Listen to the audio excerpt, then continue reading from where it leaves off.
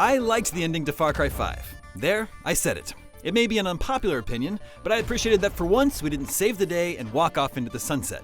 So I'm a little bummed that the very silly developments of Far Cry New Dawn walk back a lot of that bleak, dark finale. But the very familiar Far Cry gameplay formula is just as fun as ever in the post-apocalypse, and I had a blast clearing outposts, hunting for treasure, and absolutely brutalizing the highwaymen who have seized control of what's left of Hope County, Montana.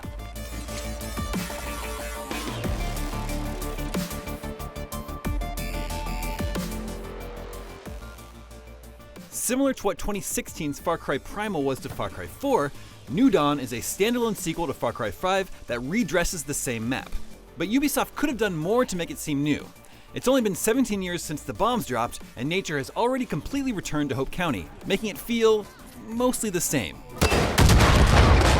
That makes New Dawn feel like a budget version of Far Cry, which is probably why Ubisoft is charging $40 for it instead of $60. But that sense of deja vu didn't keep me from enjoying it. Every so often, I'd stumble onto a location that I remembered, and that familiarity is actually kind of cool.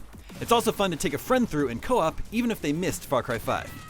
You're given a lot of freedom to invest in your home base to upgrade anything from the available selection of weapons to health, and those decisions can meaningfully affect your playstyle throughout the roughly 8-hour campaign and its many hours of surrounding activities. That customization extends to your nameless, speechless character in some kind of absurd ways. You can spend perk points on a bigger inventory, greater lung capacity, or a double jump. Yes, you control a human in the not-too-distant future America, and one of your perks is jumping and then jumping again while you're in the air. Sure, why not? It may not be realistic, but at least it definitely makes getting around the rugged terrain of Hope County easier. We do get a much-needed change of scenery in the new expedition missions, which shuttle you away from Hope County to exotic locales like Alcatraz, an amusement park, and a crashed space station. Your mission in each is to find and steal a package, then make it back to your helicopter alive with every enemy in the area hot on your tail. Frantically running towards the extraction point makes for some genuinely tense moments. Okay, buckle up! The Far Cry template demands a psycho villain, but while New Dawn delivers a double dose of crazy in twins Mickey and Lou, they don't hold a candle to the series' more memorable antagonists. Pops taught us what to do with problem makers. Problem makers need to be solved. Even though their character design is badass, they're pretty uninteresting, one-dimensional villains. It makes me miss Joseph C's manipulative religious fanaticism, and I didn't like what he's reduced to when he shows up in this unnecessary epilogue. Plus, the final boss fight is as out of place as the double jump without being fun enough to earn a pass.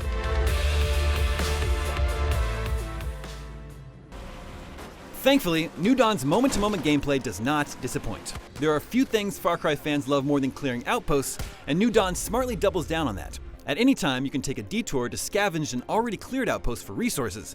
Then the highwaymen will reclaim the post, this time with more advanced soldiers and more advanced rewards.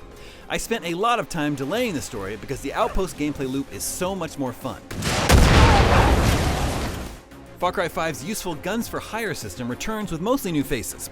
These are class-based companions you meet through side missions that will fight alongside you, and you can pick one that suits your playstyle. Want someone to shotgun your enemies in the face? Take returning character Pastor Jerome.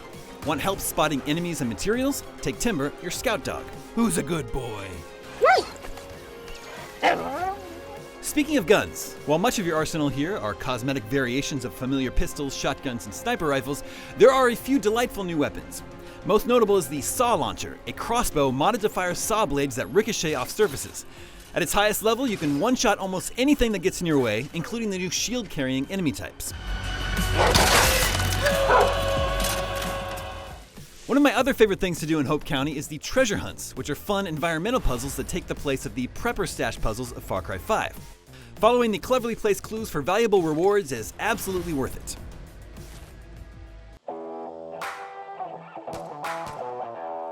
As someone who loves the Far Cry formula and will take my fix wherever I can get it, revisiting Far Cry 5's slightly reworked open-world map in New Dawn proves there's still quite a bit of joy to be found in clearing outposts and generating as much chaos as possible, in single-player or co-op.